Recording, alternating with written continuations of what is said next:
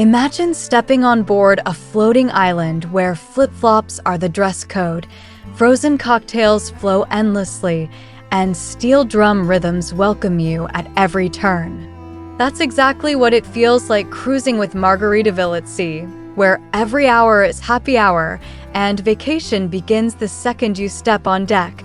The vibe is unmistakably laid back, yet bursting with life. As soon as we boarded the Margaritaville at Sea Paradise, we knew this wasn't your typical cruise experience. Think beachy decor, palm trees swaying, yes, even on the ship, and the unmistakable scent of burgers grilling as Jimmy Buffett songs float through the air. Let's talk food. The Finn's dining room serves up classics with a twist, while the cheeseburger in Paradise hits the spot with its signature namesake dish. There are options for casual bites at Frank and Lola's Pizzeria or a decadent date night at the upscale JWB Prime Steakhouse. Pro tip: snag a sunset reservation. The ocean views here are something else. Entertainment on board feels like a beachside festival. Live music? Check. Hilarious comedians?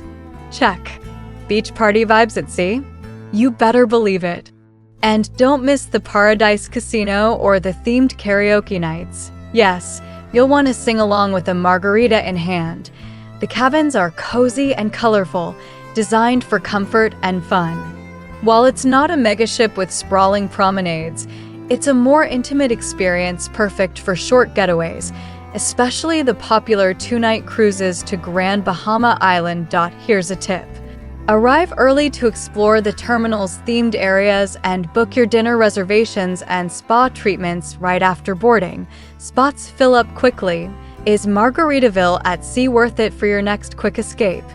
Have you cruised with them, or are you tempted to trade your work shoes for flip-flops and set sail?